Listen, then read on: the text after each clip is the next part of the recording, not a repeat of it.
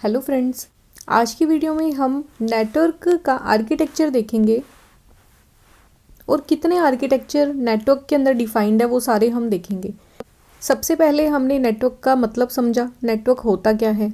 Then हमने बात की थी कि क्षेत्रफल के आधार पे, क्षेत्र के आधार पे, जियोग्राफिकली बेस पर हम नेटवर्क को कितने भागों में बांटते हैं। तो मेन जो है वो 3 पार्ट्स हैं, एक लैन, एक मैन और एक वैन।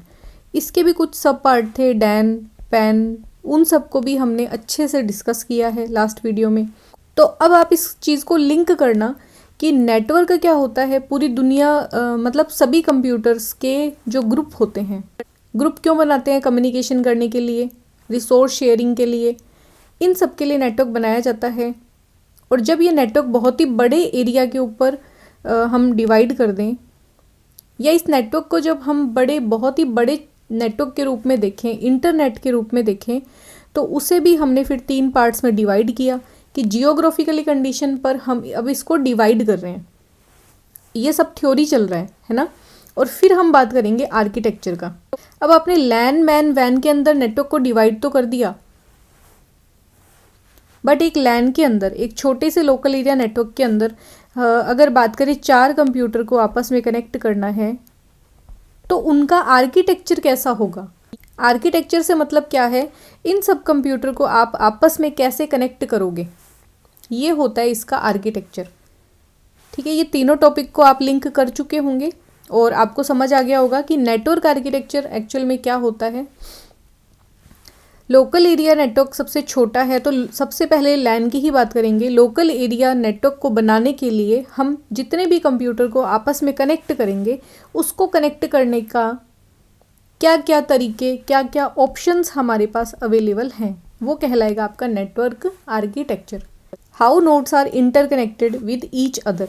नेटवर्क के अंदर आने वाली प्रत्येक नोड जो होती है, प्रत्येक कंप्यूटर, प्रत्येक डिवाइस को हम कैसे इंटरकनेक्ट करेंगे, आपस में कनेक्ट करेंगे, है ना, वो होता है हमारा नेटवर्क आर्किटेक्चर। उसके 3 तरीके से हम आर्किटेक्चर डिफाइन कर सकते हैं। एक होता है पॉइंट टू पॉइंट, दूसरा होता है मल्टी पॉइंट और तीसरा है क्लाइंट सर्वर आर्किटेक्चर।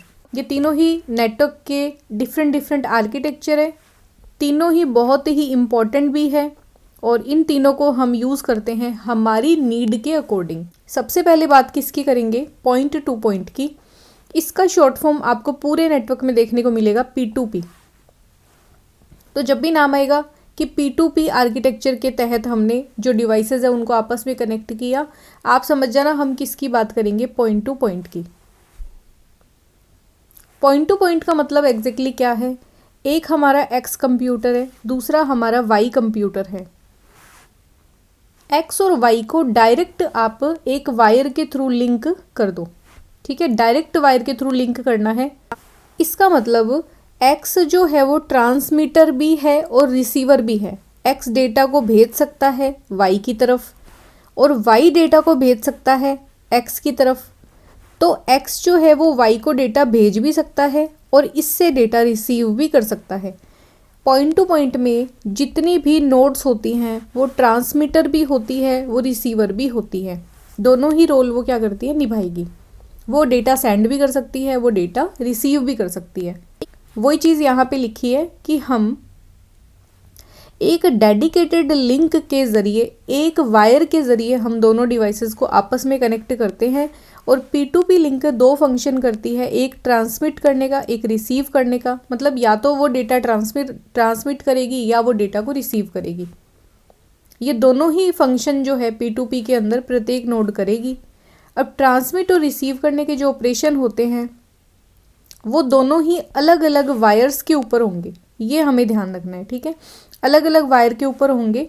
अगर X जो है वो डेटा ट्रांसमिट करेगी Y को, तो वो A केबल को यूज़ करेगी। अगर X Y से डेटा रिसीव करेगी तो वो Y केबल को यूज़ करेगी, है ना। इसे हमें ध्यान रखना है, वो B केबल को यूज़ करेगी। दोनों कनेक्शन जो हैं वो अलग अलग होंगे। अब सबसे सिंपल नेटवर्क आर्किटेक्चर कौन सा होता है? P2P होता है। ये इजी भी है और बहुत ही सिंपल है इसको इंस्टॉल करना और इसे यूज़ करना। आप क्या करो, 2 वायर लो, एक X से Y की तरफ कनेक्ट कर दो, दूसरी Y से X की तरफ कनेक्ट कर दो। इसमें कनेक्शन जो होता है वो 1 to 1 होगा। एग्जाम्पल है, जैसे एक टीवी है, टीवी का कनेक्शन डायरेक्ट देखे तो रिमोट से होता है, और अगर यहाँ पे टीवी है, टीवी के पास में उसका बॉक्स है, और इस बॉक्स के जो सेंसर है या टीवी के जो सेंसर है, रिमोट बिल्कुल उनके सामने होना चाहिए। अगर आप इस रिमोट को बाहर ले जाके करोगे तो वो अपना कनेक्शन लॉस कर लेगा। इसमें 1 to 1 होना चाहिए, बिल्कुल फेस टू फेस हम बात करेंगे, है ना। रिमोट से हमें टीवी ऑन करना है, कौन सा टीवी, जो हमारे सामने रखा हुआ है वो टीवी। तो इसमें आप जिस भी बंदे से, जिस भी कंप्यूटर को कनेक्ट करना चाहते हो, जिस कंप्यूटर को डेटा सेंड करना चाहते हो, उससे आप डायरेक्ट एक पर्सनल वायर के थ्रू कनेक्टेड होंगे। ये होता है point to point. P2P wired भी हो सकता है और वायरलेस भी हो सकता है। वायर का मतलब हो गया, जैसे आपका कंप्यूटर डायरेक्ट प्रिंटर से कनेक्ट है एक वायर के थ्रू, ये हो गया 1 to 1 कनेक्शन। वायरलेस हो गया जैसे टीवी और रिमोट, तो ये वायरलेस तरीका हो गया, इसमें आपने वायर को यूज़ नहीं लिया, बट ये कनेक्शन कौन सा है, ये है P2P। सेकेंड आर्किटेक्चर होता है मल्टी पॉइंट, और इसी को हम मल्टी ड्रॉप भी बोलते हैं, मल्टी पॉइंट नेटवर्क आर्किटेक्चर या multi drop network architecture. Multi point multi drop network architecture क्या होता है, इस पे क्या होगा, आपको लिंक जो है वायर, एक बेस वायर जो होती है वो आपको एक सिंगल मिलेगी। इस वायर के थ्रू सब नोड्स आपस में कनेक्ट होती है। जैसे ये मान लेते हैं कंप्यूटर 1, ये लैपटॉप 1, ये आपका हो जाएगा कंप्यूटर 3। वायर एक होगी, बेस केबल एक है, बट उस वायर के थ्रू काफ़ी सारे कंप्यूटर्स कनेक्टेड हैं। ये होता है 1 to many कनेक्शन, मतलब वायर एक है, वो वायर काफ़ी सारे कंप्यूटर के साथ में कनेक्शन कर सकती है 1 to many। ज़्यादा जो डिवाइसेस हैं वो इस डेडिकेटेड लिंक के ज़रिए या फिर वायर के ज़रिए, लाइन के ज़रिए कनेक्टेड होती है। पॉइंट टू पॉइंट में क्या होगा, प्रत्येक कंप्यूटर के पास में अपनी एक पर्सनल डेडिकेटेड वायर होगी, अपना एक डेडिकेटेड लिंक होगा। जैसे नोड 1 को नोड 2 से कनेक्ट होना है तो डायरेक्ट लिंक होना चाहिए, बीच में कोई किसी का इंटरफेयर नहीं होगा। नोड 1 को नोड 3 के साथ कनेक्ट होना है तो डायरेक्ट लिंक होगा। नोड 2 को अगर नोड 3 से कनेक्ट होना है तो डायरेक्ट लिंक होगा। बट मल्टी पॉइंट के अंदर ये जो डायरेक्ट लिंक है ये सब हमने हटा दिए। इनके बदले में हमारे पास सिंगल एक वायर होगी जिसके थ्रू काफ़ी सारे कंप्यूटर जो हैं आपस में कनेक्ट होंगे। नंबर 3 पे बात करेंगे क्लाइंट सर्वर नेटवर्क आर्किटेक्चर का। पॉइंट टू पॉइंट कहाँ पे यूज़ लेंगे, जहाँ पे छोटे छोटे नेटवर्क्स होंगे, कुछ गिनती में बहुत ही कम कंप्यूटर होंगे, उनको हम डायरेक्ट लिंक से जोड़ेंगे। मल्टी पॉइंट कहाँ पे यूज़ लेंगे, तो थोड़े बड़े जो ग्रुप होता है उसमें सिंगल टीयर आर्किटेक्चर होता है, मल्टी टीयर आर्किटेक्चर होता है, वहाँ पे उस जगह हम लेंगे। बट अगर बात करें वैन की, इंटरनेट का अगर एग्जांपल लें, इस तरीके के आर्किटेक्चर जहाँ पे हज़ारों लाखों संख्या जो है वो डिपेंड नहीं करती, बहुत बड़ी संख्या भी हो सकती है, तो उस जगह यूज़ लिया जाता है most popular architecture client server network architecture. यहाँ भी हर कंप्यूटर नेटवर्क के अंदर कनेक्टेड होता है और सर्वर भी नेटवर्क के अंदर कनेक्ट होता है। जैसे ये आप एग्जांपल ले रहे हो, ये आपका नेटवर्क है, आपके जितने भी क्लाइंट्स होंगे वो सारे नेटवर्क से डायरेक्ट कनेक्ट होंगे। जो आपका सर्वर है वो भी आपका डायरेक्ट कनेक्ट होगा, किससे, इंटरनेट से। ये आर्किटेक्चर यूज़ लिया जाता है इंटरनेट में, और टुडे मोस्ट पॉपुलर आर्किटेक्चर जो है वो यही माना जाता है, वो यही यूज़ लिया जाता है क्लाइंट सर्वर आर्किटेक्चर। इसमें 2 कंपोनेंट होते हैं, एक क्लाइंट होता है और एक सर्वर होता है। देखो क्लाइंट काफ़ी होंगे, सर्वर कुछ होंगे, कम होंगे संख्या में। क्लाइंट मतलब आप और मैं, हम क्या कर रहे हैं, गूगल की सर्विसेज यूज़ ले रहे हैं। गूगल क्या हो गया, सर्वर हो गया। एक समय पे कितने सारे लोग जो हैं गूगल को एक्सेस करते हैं वो आप एक अंदाज़ा लगा सकते हो डेली रूटीन के अंदर। तो क्लाइंट काफ़ी सारे हो सकते हैं, उस नेटवर्क से हम कनेक्ट होते हैं, और सर्वर भी उस नेटवर्क में ही कनेक्टेड है, और जिससे क्या है कि हम नेटवर्क के थ्रू गूगल को एक्सेस कर पा रहे हैं। अब सर्वर एक्चुअल में क्या है, ये एक सेंट्रल कंप्यूटर ही होता है। आप ये मत सोचना सर्वर है तो कुछ और अलग ही मशीन होती होगी, एक कंप्यूटर की तरह ही होता है, बट नॉर्मल कंप्यूटर से उसकी पावर जो है वो बहुत ज़्यादा होती है। हाईली कॉन्फ़िगर्ड होता है, उसमें प्रोसेसर जो है वो हाई कैपेसिटी का प्रोसेसर लगा होता है, प्रोसेसिंग पावर बहुत अच्छी होती है, सिक्योरिटी बहुत ज़्यादा होती है, कोई रिस्क नहीं ली जाती, और मेमोरी जो है वो बहुत बड़ी होती है। ये होता है सर्वर कंप्यूटर। सर्वर कंप्यूटर बनाते हैं अकॉर्डिंग टू नीड। अगर आपको अपनी एक कंपनी है उसका सर्वर बनाना है, नॉर्मल उसमें 100 एम्प्लॉय काम कर रहे हैं, वो डेटा डेली यूज़ के ऊपर डेटा मतलब निकालते हैं, उसको एनालाइज करते हैं, तो वो सर्वर मशीन छोटी होगी। बट अगर हम बात कर रहे हैं गूगल की, अगर हम बात कर रहे हैं फेसबुक की, तो इनके जो सर्वर हैं वो पूरी की पूरी एक बिल्डिंग में आते हैं। इतनी बड़ी हार्ड डिस्क यहाँ पे लगी होती है, इतनी प्रोसेसिंग पावर इनकी ज़्यादा होगी। जितने ज़्यादा क्लाइंट आपके होते हैं उस हिसाब से ही आपका सर्वर जो है वो उतना ही बड़ा, उतना ही पावरफुल और सिक्योर होना चाहिए। ये सेंट्रल कंप्यूटर होता है सर्वर एक्चुअल में, और कनेक्टेड होता है क्लाइंट से नेटवर्क के अंदर। सर्वर प्रोवाइड करवाता है बहुत सारी सर्विसेज। फेसबुक एक सोशल नेटवर्किंग साइट है जो हमें क्या प्रोवाइड करवा रही है, एक ऐसा प्लेटफॉर्म जिस पे हम और हमारे फैमिली मेम्बर, हमारे फ्रेंड्स सब वहाँ पे कनेक्टेड है, और आपस में हम हर तरीके की जो एक्टिविटी है वो वहाँ पे शेयर कर सकते हैं। फेसबुक की सर्विस क्या है कि वो एक इंटरेक्शन प्रोवाइड करवा रहा है। हम देख सकते हैं कि लोगों के जीवन में क्या चल रहा है, वो अपनी डेली रूटीन की जो एक्टिविटीज़ हैं, अपनी फ़ोटोज़ हैं, वो सब क्या करते हैं, फेसबुक पे शेयर कर देते हैं। गूगल का एग्जांपल लें तो आप कोई भी आपकी प्रॉब्लम है, आपको अगर कोई वर्ड का मीनिंग भी देखना है, आपको कोई नेटवर्क की डेफिनेशन देखनी है, आप डायरेक्ट गूगल के ऊपर जाओ, वहाँ पे क्वेश्चन लिखो और एंटर कर दो। एंटर करते ही आपके पास सजेशन जो है उनके लिंक्स आ जाएंगे। वो लिंक प्रोवाइड करवाना गूगल का काम है, ठीक है। तो गूगल हमें क्या सर्विसेज देता है, हमारी जो भी क्वेरी होती है, हमारा जो भी क्वेश्चन होता है, उसका आंसर ये हमें प्रोवाइड करवाता है। तो सर्वर का क्या काम है, सर्वर का काम है कि वो हमें सर्विस देगा, क्लाइंट को सर्विस देगा वो। अब सर्वर कौन कौन सी सर्विसेज देता है, तो उसके लिए अलग अलग तरीके के सर्वर हम देखेंगे, जैसे file server, proxy server, mailing server, database server, application server, web server, printer और डीएनएस सर्वर। इनके नाम ही हमें यहाँ पे बस दिए हैं कि सर्वर भी कौन कौन से होते हैं, उनकी क्या क्या सर्विसेज होती हैं।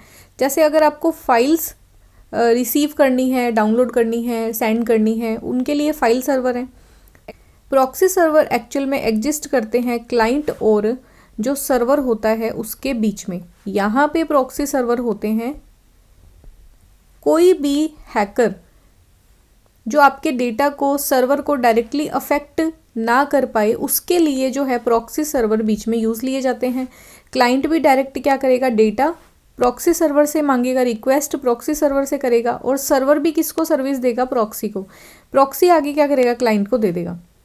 तो एक तरह से बिचौलिए वाला काम जो है वो प्रॉक्सी सर्वर करेगा।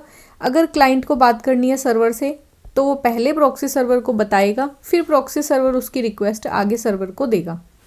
मेलिंग सर्वर जैसे जीमेल है, याहू मेल है, ये सब मेलिंग सर्वर जो हैं वो मेलिंग सर्वर के अंदर आएंगे।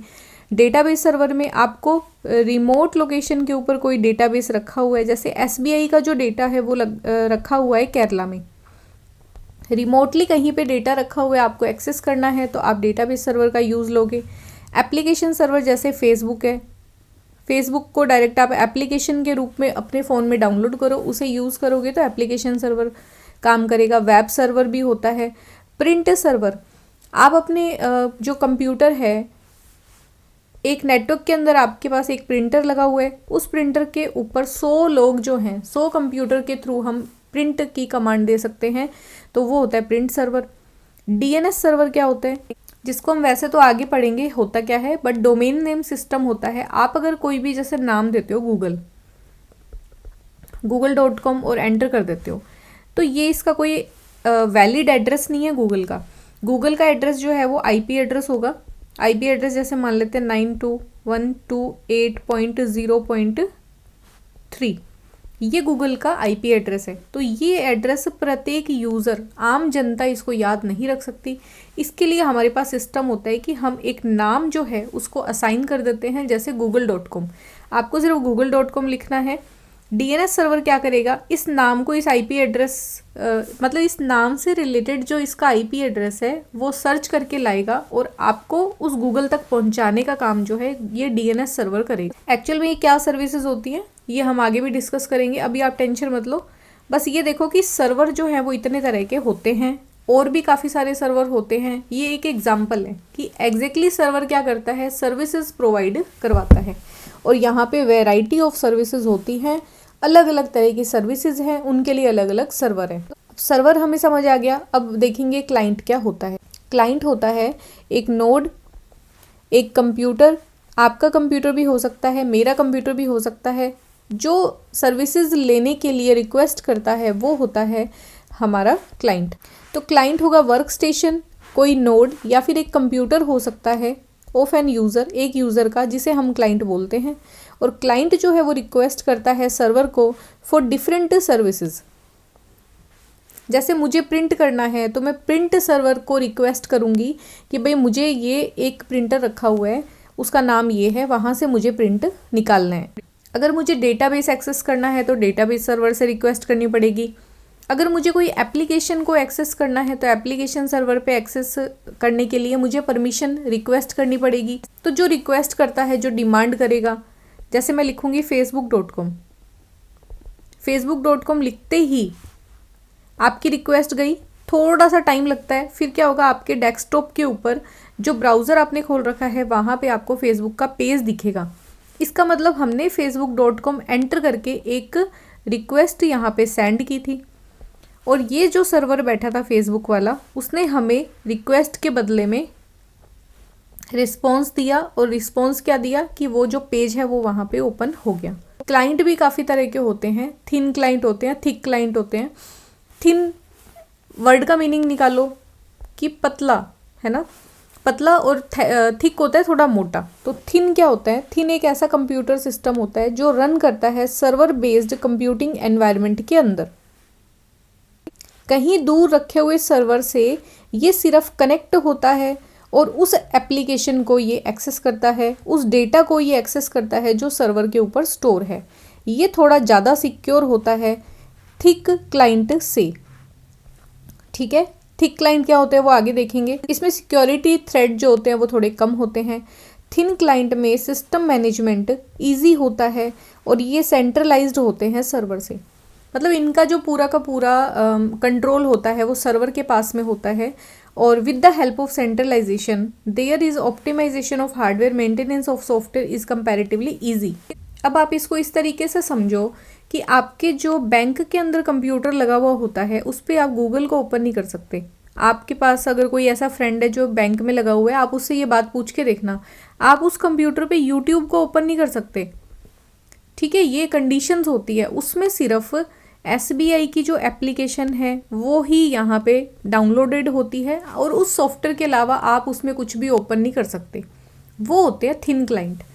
इनके पास ज़रूरी नहीं है अपनी प्रोसेसर हो, अपना जो ऑपरेटिंग सिस्टम भी इनका खुद का हो, सिर्फ एक एप्लीकेशन होती है जो उस कंप्यूटर पे चलती रहती है। और अगर ये एप्लीकेशन उस पर ना चले तो वो कंप्यूटर ऐसा नहीं है कि आप उसमें गूगल खोल के बैठ जाओगे या यूट्यूब आप उसमें ओपन कर लोगे। अदर एप्लीकेशन का एक्सेस उसमें अलाउड नहीं है। इनको कंट्रोल सिर्फ कैसे किया जाता है, इनके पास एक सेंट्रलाइज्ड, एक बीच में इनके पास सर्वर लगा होता है। उस सर्वर के ऊपर जो भी ऑपरेटिंग सिस्टम है वो सब इसमें चलेगा थिन क्लाइंट में। ये सिर्फ उस एप्लीकेशन को ही एक्सेस करते हैं और वो डेटा एक्सेस करते हैं जो सर्वर के ऊपर रखा हुआ है, वो एप्लीकेशन एक्सेस करते हैं जो सर्वर के ऊपर रखा हुआ है। तो नॉर्मल सी बात है, ये जो है ज़्यादा सिक्योर होंगे। क्यों? क्योंकि बाहर से कोई भी एक्सेस हम इनको नहीं दे रहे। गूगल नहीं चला सकते, यूट्यूब नहीं चला सकते, अदर कोई एप्लीकेशन जो है वो डाउनलोड नहीं कर सकते। बहुत सारी रेस्ट्रिक्शन इनके ऊपर होती है। इसके अगेंस्ट में बात करें थिक क्लाइंट की, तो आपका कंप्यूटर और मेरा कंप्यूटर, हमारा जो कंप्यूटर होता है वो होते हैं थिक क्लाइंट। इनके पास अपना एक सिस्टम होता है, इसलिए बोलते हैं इनको हैवी या फैट क्लाइंट। मतलब इनके पास अपना एक ऑपरेटिंग सिस्टम है, अपना एक सिस्टम है, अपनी मेमोरी है, अपना सॉफ्टवेयर है। और कोई पर्टिकुलर सर्वर, जैसे फेसबुक का सर्वर तो हम एक्सेस कर ही सकते हैं, साथ में हम यूट्यूब का भी सर्वर एक्सेस कर सकते हैं, हम हमारा खुद का बनाया गया जो सर्वर है वो भी एक्सेस कर सकते हैं।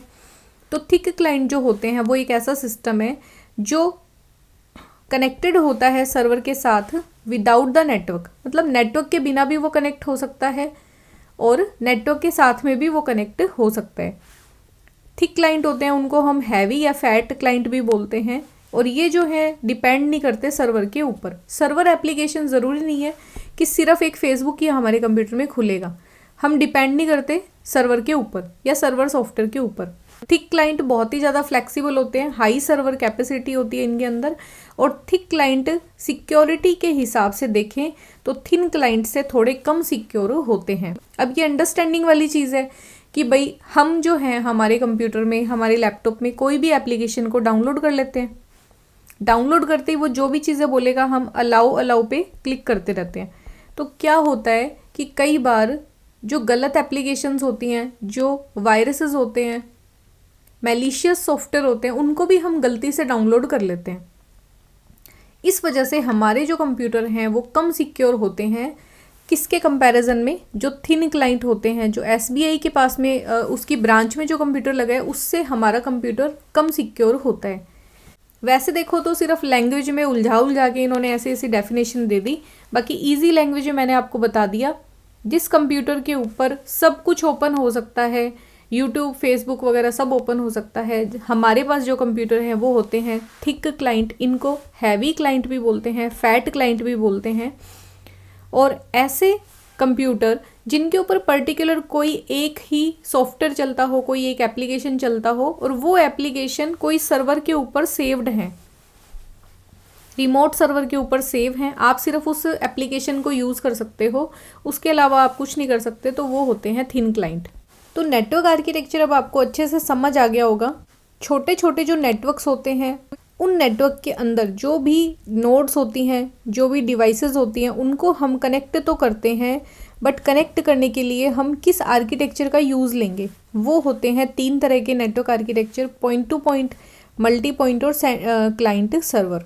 पॉइंट टू पॉइंट मतलब प्रत्येक बंदा, प्रत्येक कंप्यूटर दूसरे कंप्यूटर से एक डेडिकेटेड लिंक के थ्रू कनेक्टेड होता है, वो होता है point to point. Multi point में सिर्फ एक ही वायर होती है जिसके थ्रू हम सभी कंप्यूटर्स को आपस में कनेक्ट कर देते हैं, ये होता है multi point, one two many. और क्लाइंट सर्वर आर्किटेक्चर में बहुत सारी संख्या में क्लाइंट हो सकते हैं, सर्वर आपका एक होगा। क्लाइंट सर्विस के लिए कोई रिक्वेस्ट करेगा कि मुझे फेसबुक देखना है, और सर्वर उसकी रिक्वेस्ट को पूरा करेगा। मोस्ट इम्पॉर्टेंट जो है वो क्लाइंट सर्वर नेटवर्क आर्किटेक्चर है, जो अब जो इंटरनेट है उसमें हम यूज़ भी करते हुए देखते हैं। और अभी जितनी भी एप्लीकेशन चलती हैं, जितनी भी वेब एप्लीकेशन चलती हैं, वो सारी क्लाइंट सर्वर आर्किटेक्चर के ऊपर बेस्ड है। बाकी चीज़ डिपेंड करेगी कि आप अपना कैसा नेटवर्क आर्किटेक्चर बनाना चाहते हो। अब आपके पास में सिर्फ 4 कंप्यूटर है, उनको आपको कनेक्ट करना है, तो क्लाइंट सर्वर का कोई काम ही नहीं है, आप उसको डायरेक्ट पॉइंट टू पॉइंट से लिंक कर दो या फिर आप मल्टी पॉइंट से लिंक कर दो। ठीक है, आई होप आपको ये पूरा लेक्चर अच्छे से समझ आया। और टोपोलॉजी हमें स्टार्ट करनी थी, बट नेटवर्क आर्किटेक्चर भी हमें ये समझना है, इसलिए मैंने ये अलग से वीडियो बनाया। नेक्स्ट वीडियो में नेटवर्क टोपोलॉजीज हम कवर कर लेंगे। इससे रिलेटेड कुछ क्वेश्चंस हैं जो अभी हम देखेंगे। क्वेश्चन नंबर 1 है, dash is the most important powerful computer in A typical network. एक नेटवर्क के अंदर अगर बात करें, सबसे पावरफुल कंप्यूटर कौन सा होता है? Desktop, network client, network server, network station या स्विच। डेस्कटॉप तो नॉर्मल जो क्लाइंट यूज़ लेते हैं, हम यूज़ ले रहे हैं वो डेस्कटॉप। क्लाइंट भी हमारे computer, but server, network server जो होता है वो इम्पॉर्टेंट पावरफुल कंप्यूटर होता है नेटवर्क के अंदर, क्योंकि ये सभी क्लाइंट्स को सर्विस प्रोवाइड करवाएगा। मोस्ट पावरफुल होता है, मोस्ट एक्सपेंसिव भी होता है, प्रोसेसिंग पावर भी बहुत अच्छी होती है, मेमोरी ज़्यादा होती है। तो करेक्ट आंसर हो जाएगा ये 3rd। नेक्स्ट क्वेश्चन है, servers are those computers provide resources to other computers connected by network, mainframe, supercomputer और क्लाइंट। ट्रिकी क्वेश्चन है, नेटवर्क और क्लाइंट दोनों नाम देते ही अगर आपने करेक्ट तरीके से इसको नहीं पढ़ा, सही ट्रांसलेशन नहीं आया दिमाग में, तो ये क्वेश्चन गलत हो जाएगा। सर्वर वो कंप्यूटर होते हैं जो रिसोर्स प्रोवाइड करवाते हैं अदर कंप्यूटर को, और वो कंप्यूटर किस में कनेक्टेड होते हैं, कनेक्टेड बाय, ये सब किस में कनेक्टेड होते हैं, ये होते हैं नेटवर्क में। करेक्ट आंसर हो जाएगा ऑप्शन नंबर 1। नेक्स्ट क्वेश्चन है P2P is a architecture application, ये आर्किटेक्चर लास्ट में आएगा। P2P is a application architecture, ये क्वेश्चन है। P2P कौन सा एप्लीकेशन आर्किटेक्चर है? Client server, cabled, centralised, open source और वायरलेस। तो जो भी नेटवर्क आर्किटेक्चर पढ़े, नाम को लेकर कोई कन्फ्यूज़न नहीं रखना, उसमें हमने पढ़ा P2P। P2P कौन से तरह का आर्किटेक्चर होता है? तो वो क्लाइंट सर्वर आर्किटेक्चर भी होता है, क्योंकि इसमें जो एक प्रत्येक नोड होती हैं वो डेडिकेटेड वायर के थ्रू, लिंक के थ्रू आपस में कनेक्टेड होती हैं। तो क्लाइंट सर्वर में क्या होता है, एक कंप्यूटर क्लाइंट होता है, एक सर्वर होता है, या एक सर्वर होता है उसके बहुत सारे क्लाइंट कंप्यूटर होते हैं, वो आपस में सर्विस प्रोवाइड करवाते हैं। क्लाइंट रिक्वेस्ट करेगा और सर्वर जो है वो उसको सर्विस प्रोवाइड करवाएगा। P2P में भी बाय डिफ़ॉल्ट अगर आप देखो तो ये कंप्यूटर एज अ क्लाइंट भी काम करता है और एज अ सर्वर भी काम करता है। इसको अगर कोई डेटा चाहिए B से, तो वो एज अ क्लाइंट काम करने लग जाता है, रिक्वेस्ट करता है डेटा के लिए, और जब B के द्वारा इससे कोई डेटा मांगा जाता है तो ये सर्वर जो है सर्वर की तरह उसे डेटा प्रोवाइड भी करवाता है। तो P2P जो है वो एक तरह का क्लाइंट सर्वर आर्किटेक्चर होता है, छोटे तौर पे, है ना। तो करेक्ट आंसर क्या हो जाएगा? 1, cabled, centralised, open source, wireless. ये किसी तरह के आर्किटेक्चर एक्चुअल में है ही नहीं। यहाँ पे आर्किटेक्चर के नाम पे सिर्फ ये एक ही नाम था, बाकी सब आपको कंफ्यूज करने के लिए दिया हुआ है। नेक्स्ट क्वेश्चन है several computer linked to a server to share programs and storage space. ये क्या कहलाएगा? बहुत सारे कंप्यूटर्स हैं, वो सारे के सारे सर्वर कंप्यूटर से लिंक्ड हैं प्रोग्राम और स्टोरेज स्पेस को शेयर करने के लिए। ये नेटवर्क होता है, ग्रुपिंग लाइब्रेरी है, इंटीग्रेटेड सिस्टम है, या नन ऑफ द अबव। तो ये होता है नेटवर्क का आर्किटेक्चर, और ये एक तरह से नेटवर्क बना रहे हैं यहाँ पे। करेक्ट आंसर 1 हो जाएगा। नेक्स्ट क्वेश्चन है LAN uses dash architecture. LAN किस तरह का आर्किटेक्चर यूज़ करता है? Local area network, peer to peer, client server, both A and B और नीदर A एंड B। तो कई जने जो है भाग के पीयर टू पीयर पे क्लिक करेंगे, है ना। बट अभी अभी मैंने आपको बताया पीयर टू पीयर, P2P एक तरह का किस तरह का आर्किटेक्चर है? क्लाइंट सर्वर आर्किटेक्चर भी है, छोटे तौर पे, कि एक अगर 2 कंप्यूटर का एग्जांपल लें, ये कंप्यूटर एक क्लाइंट भी है और ये कंप्यूटर एक सर्वर भी है अपने आप में। वो किसी ना किसी को सर्विस भी देता है, वो डेटा के लिए किसी से रिक्वेस्ट भी कर सकता है, और ये भी क्लाइंट है और सर्वर भी है। तो लैन जो है वो दोनों तरह के नेटवर्क यूज़ कर सकता है, कोई इस पे रेस्ट्रिक्शन नहीं है कि लोकल एरिया नेटवर्क जो है वो क्लाइंट सर्वर यूज़ नहीं लेगा या P2P यूज़ नहीं लेगा। दोनों ही यहाँ पे करेक्ट है। ऑप्शन नंबर C जो है वो बिल्कुल करेक्ट हो जाएगा।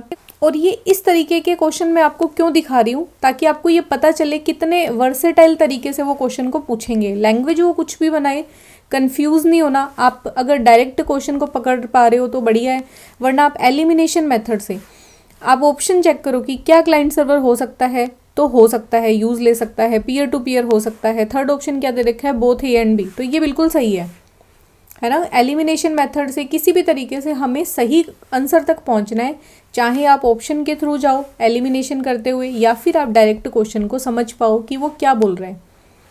और सारा खेल कंप्यूटर के अंदर क्या होगा, आपको हर क्वेश्चन मतलब 70% क्वेश्चन आपको ऐसे मिलेंगे जो कंफ्यूज करने के लिए ही उन्होंने लिखे हैं। उनके ऑप्शन है ना आपको ऐसे मिलेंगे, ट्रिकी मिलेंगे। बोर्ड भी काफ़ी अच्छा है, सिंपल सीधे सीधे दिखने वाले क्वेश्चन वो कभी नहीं पूछेगा। तो ये क्वेश्चंस आपको पता होने चाहिए किस तरह से घुमा घुमा के आपको क्वेश्चन पूछ सकते हैं। नेक्स्ट क्वेश्चन है these server store and manage file for the network. एक जो सर्वर है वो स्टोर करता है, मैनेज करता है किसे? फाइल्स को, किसी नेटवर्क के अंदर। तो ये क्या है, ये कौन से सर्वर होते हैं? User server, authentication server, main server, file server या वेब सर्वर। तो हमने जब सर्वर पढ़े अभी, उसमें हमने देखा था फाइल को कौन मैनेज करेगा, स्टोर करेगा, मैनेज करेगा, वो करेगा फाइल सर्वर। करेक्ट आंसर हो जाएगा ऑप्शन नंबर 4। तो ये हमारे आज के यहाँ पे क्वेश्चंस होते हैं। आपको वीडियो अच्छा लगा तो इसको लाइक करें, अपने फ्रेंड्स के साथ में शेयर करें, चैनल को सब्सक्राइब करें। मिलते हैं नेक्स्ट वीडियो में। Thanks for watching.